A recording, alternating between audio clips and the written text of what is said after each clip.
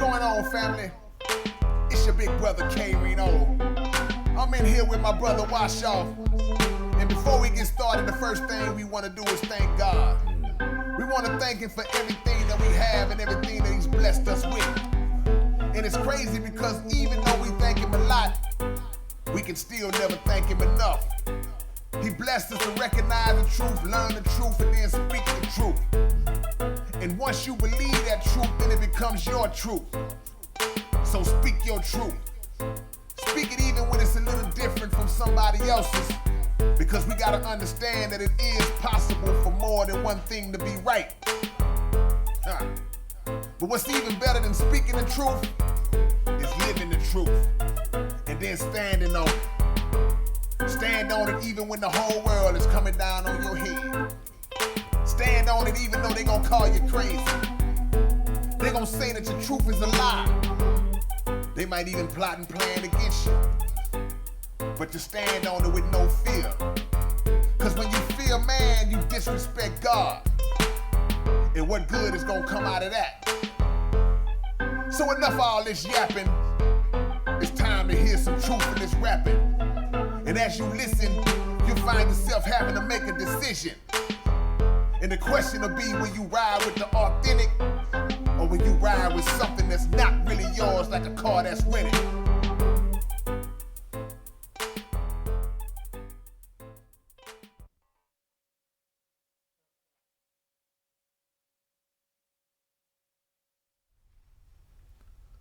What's going on, man? It's your big brother K-Rino.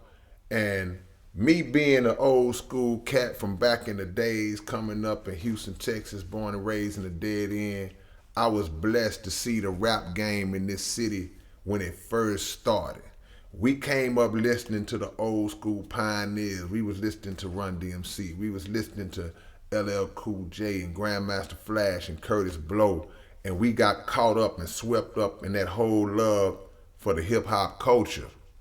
We also got swept up in the competitive side, which is the battle rap culture.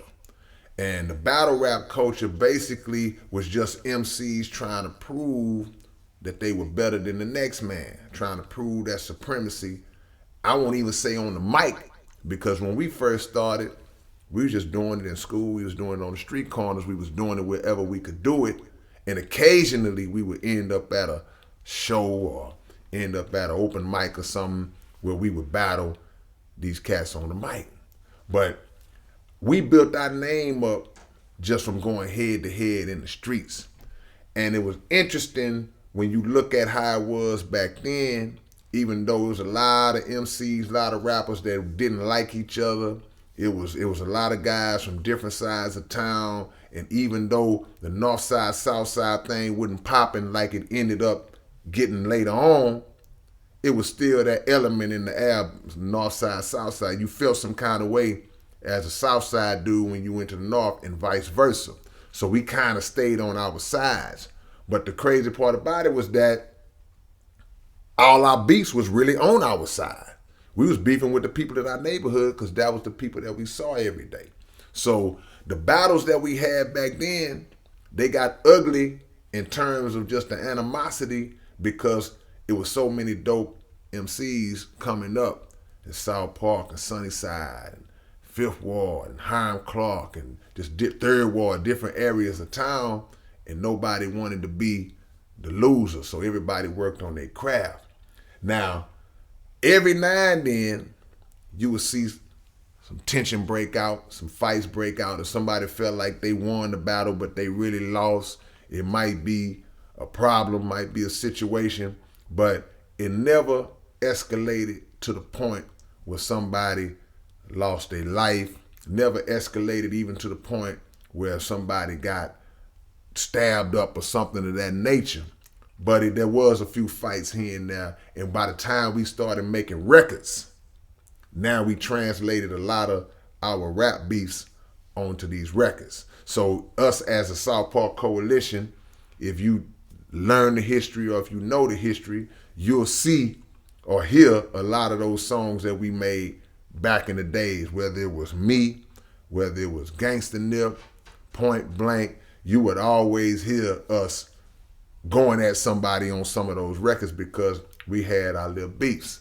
Now again, even though it got close a few times, it never crossed that line to where we can look and say, well, somebody lost their life or somebody even got shot behind some of the beefs that we had. We thank God for that.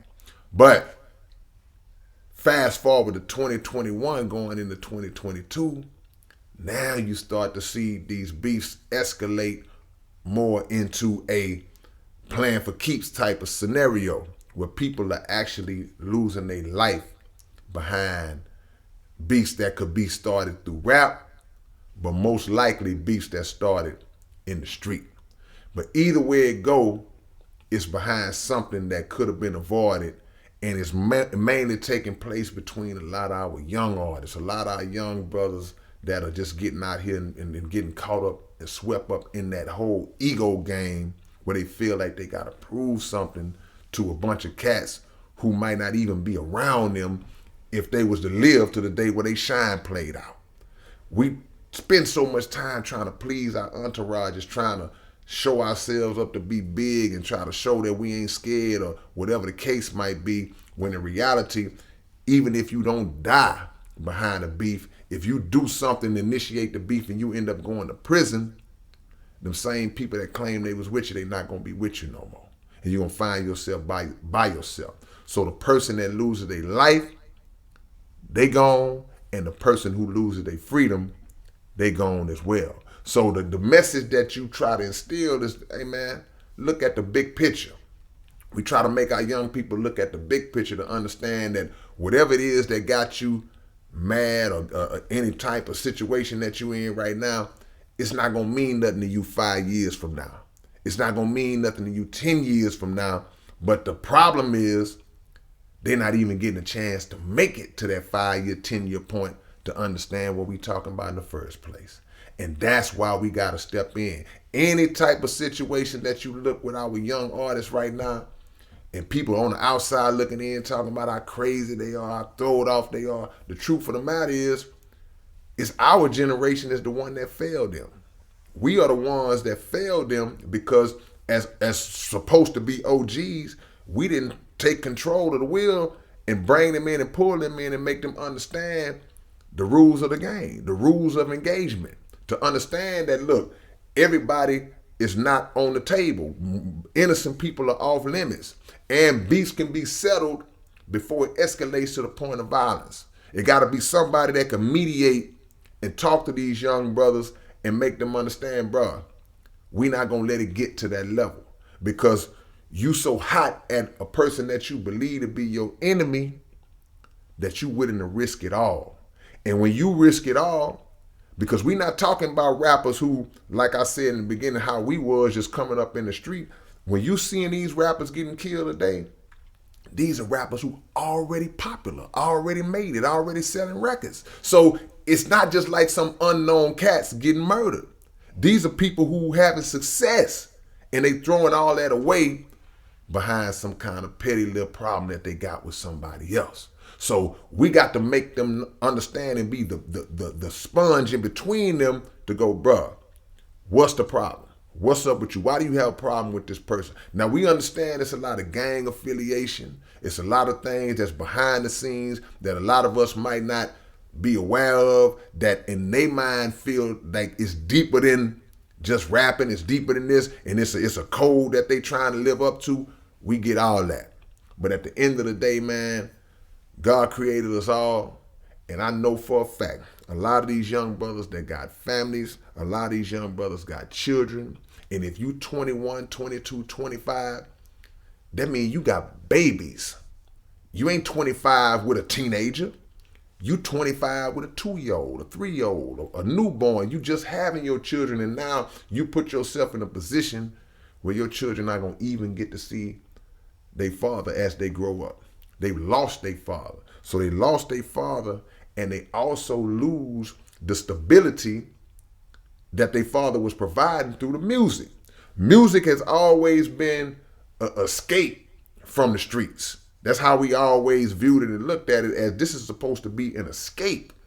But now, even when we get out, we still got 1 foot in. As a matter of fact, we don't just have 1 foot in. It's like we got 85% of our body still in, and maybe a leg or ankle out, when it should be the other way around. We should use this blessing, this gift, to pull our families and ourselves out of these situations, not to try to keep it going, not to still perpetuate and glorify a lifestyle that's really a death style.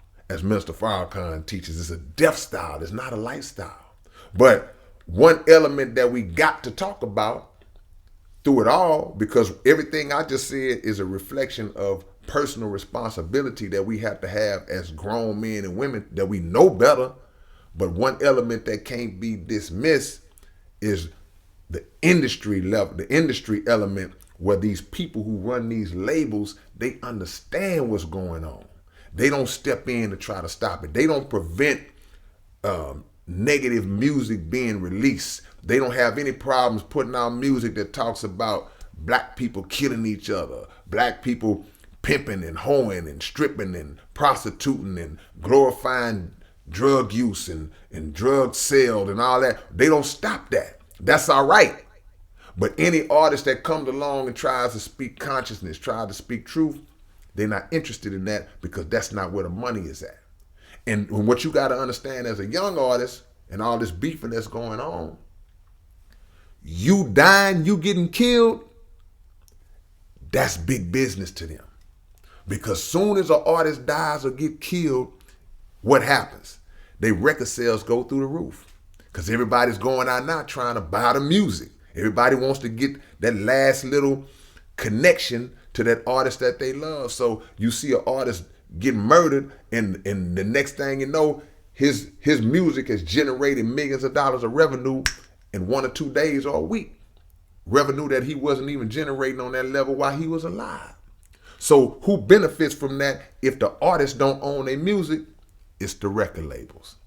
And when you go on, they're going to replace you with another one just like you. This is an assembly line.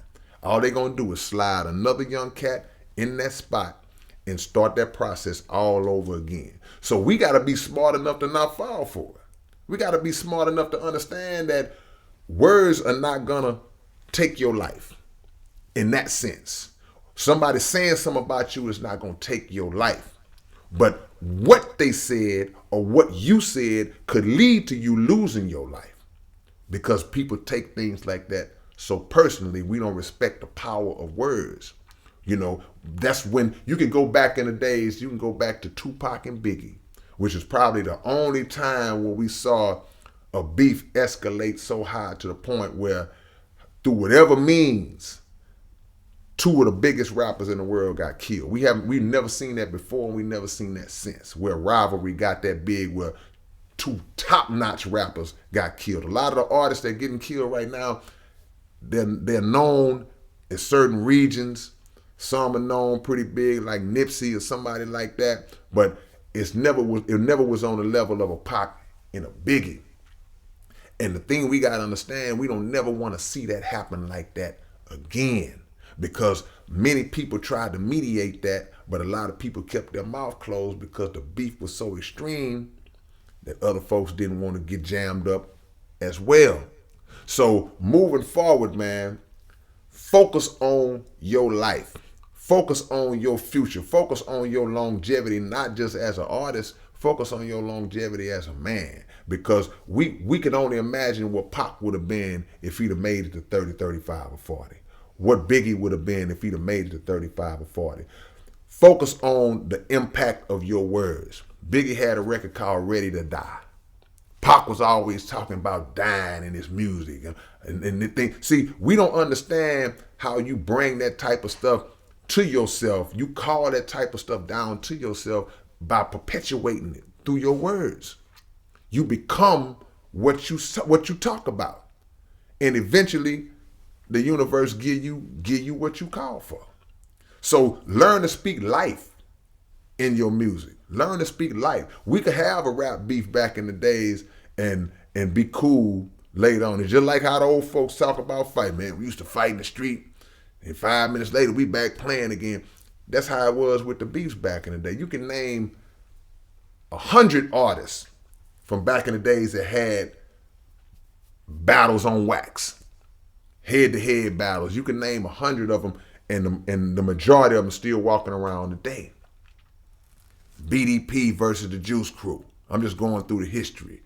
You could talk about Roxanne. You can go all through the history of rap. LL Cool J, Kumo D. They didn't like each other at that time, but it never got to the point where somebody wanted to take the other person's life, because the understanding was that, hey man, we trying to prove our supremacy as an artist. I'm not trying to prove my dominance over you as a man and try to exhibit the power to remove you from the planet. That's not what it's about, and that's not our place to do. The only time you got that right to do that is self-defense. If somebody trying to take your life, then all bets is off. But we should never let it get to that point. Y'all are young, got your whole life ahead of you, and you got so much potential. And think about the music that you leave on the table when you die at 21 years old. Your greatest work, we never get to hear your greatest work. And again, I know it's other affiliations that go on, trust me. No matter if you're in New York, no matter if you're in LA, Memphis, even in the city of Houston, it's affiliations that goes on that really, in the eyes of a lot of our young people, really, to be honest with you, to them, that's bigger than rap. Rap is just something they doing. And if they pop off, okay, we popped off, but my loyalty is still to that affiliation. We got to make our loyalty be to the Creator, to the God that made us, and to our family, and to building our families up. Because at the end of the day, the community suffers when the family suffers. A lot of us didn't come up in the best home situations. We understand that. So we get out and do what we got to do. But the key word is doing what you got to do. Do what you have to do, or what you feel you have to do, until you don't have to do it no more. Don't get to that point where you reach that level and then you still are in the streets. You still are trying to portray that image. Because again, that's a death style. So listen to your big brother, man. We had our problems back in the day. Trust me. Not just problems with other rap groups and other rappers that we went head to head with. We had our problems within our own circle. That's what families do. We had inner beefs within our own clique. But those beefs got settled, and now the same people who had those beefs, we stand shoulder to shoulder as grown men with families, kids and grandkids in some cases. That's the point you want to get to, man. You want to live to see your gray hair. You don't want to put the burden on your parents to bury you when it should be the other way around.